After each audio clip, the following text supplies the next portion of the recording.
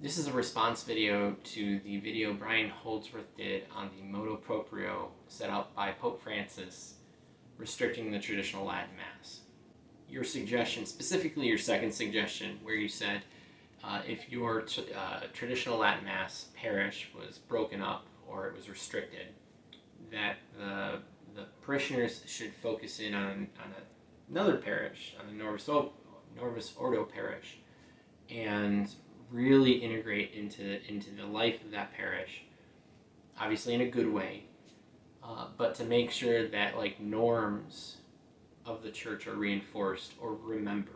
I think that's a better way of expressing it, that they're remembered, because there's been a lot of forgetfulness the last 40, 50 years. The priest at my parish has been stalwart and amazing in terms of following the norms of the faith. I actually followed him to the parish that I'm currently at. While I was, because when I first moved here, just a little backstory, sorry.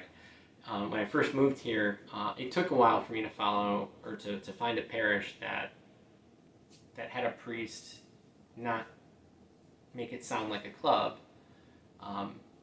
It took, and I wasn't able to go to like a traditional Latin parish. And so when I found Father Eric, he was, very direct and very to the point, but also very charitable with how he explained the faith. And, when he went over to the parish that we're currently at, they were standing during the Eucharistic prayers. They don't stand anymore. And it's not just that. There was this maturing over these last 3 years of the congregation to support what the norms of the church are.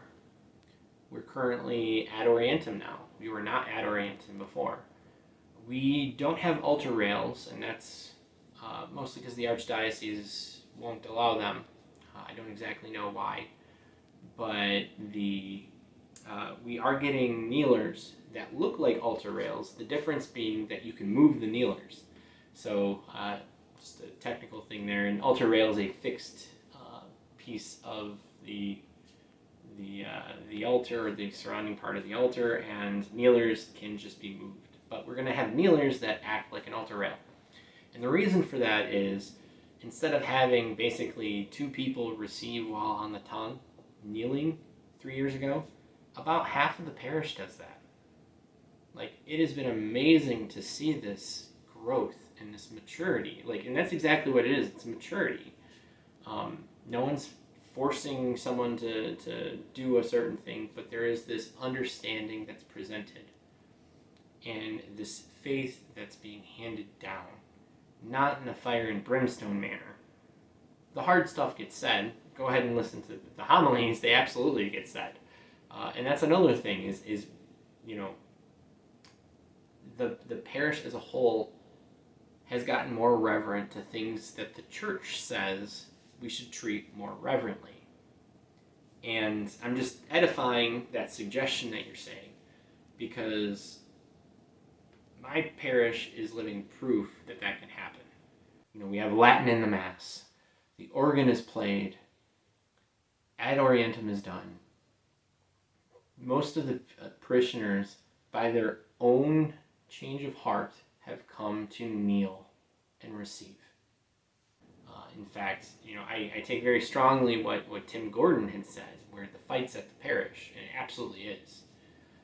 Now, sometimes you're going to have priests, like you told in your story, where he just kind of redoes everything. And that's really unfortunate. But we currently are at a time where it's very easy to enforce, I don't want to say enforce, but kind of catch priests doing things, they're not supposed to be doing. We all have phones, and I'm not suggesting that we all have phones out, but it is something where, if someone's denied the Eucharist because they're receiving on their tongue, and then the next person, and the next person, and the next person, I mean, someone flipping out their phone and then showing that to the bishop, that's a pretty hard case, because then you have actual hard evidence that can go into canon law, because someone's rights are being abused by the priest. And that's a slight tangent, but what I'm saying is exactly, it follows your point, where we need to help, as the laity, enforce the norms of the church, because the priests and the bishops aren't. We have too many examples of people leaving the faith because the faith was never taught to them. The liturgy, which should be the most spectacularly followed part of the faith, isn't followed, even though it completely surrounds the source and summit of the faith.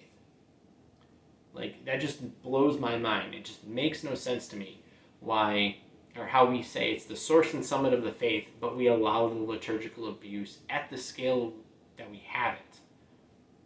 But there's a reason why people go, as you explained, from the Novus Ordo that is malpracticed,